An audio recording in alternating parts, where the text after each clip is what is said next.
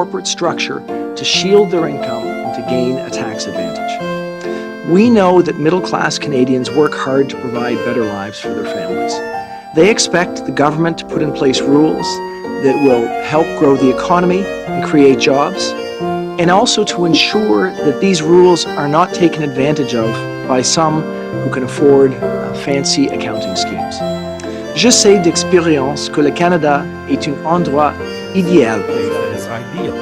Le Canada a un régime fiscal très concurrentiel. A tax regime that is really competitive. Our general taxation for businesses is 12 points a percentage lower than the American one.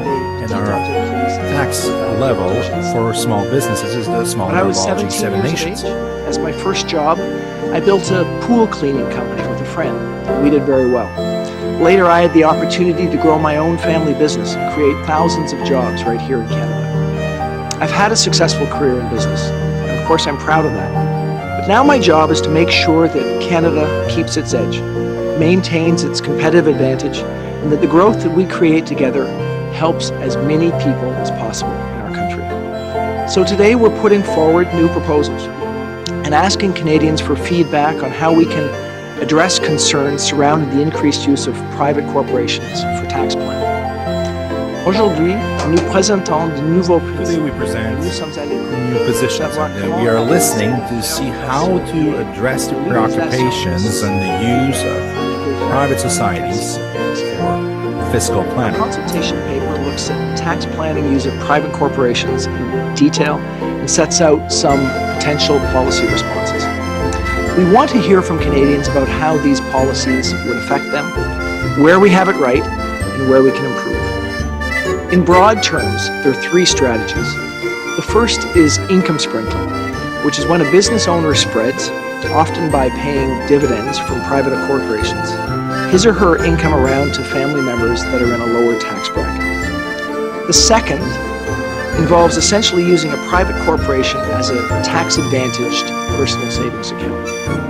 Right now, passive investment income that isn't actively being invested back into the company, can be left to accumulate while taking advantage of the lower corporate income tax rate. Such an advantage is unintended and unfair.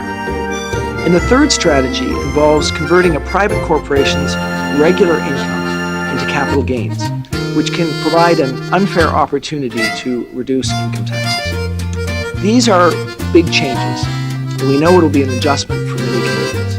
That's why we want to hear from Canadians on this. We want to be able to talk about it. We need to hear all voices in order to get this right. These are complex structures, and the more that you learn about them, the more complex they can become. We'll be spending the rest of the summer hearing from Canadians on this issue, and we'll be taking action in the coming months. The issues we're working to address will have no impact on a private corporation's ability to invest in and grow their business, reach new customers, or hire new people. As I said in the beginning, making sure everyone pays their fair share of tax is the next step in our plan to strengthen the middle class, grow the economy, and secure our future. We look forward to hearing from Canadians on these issues, and I'd be happy to take any questions that you might have.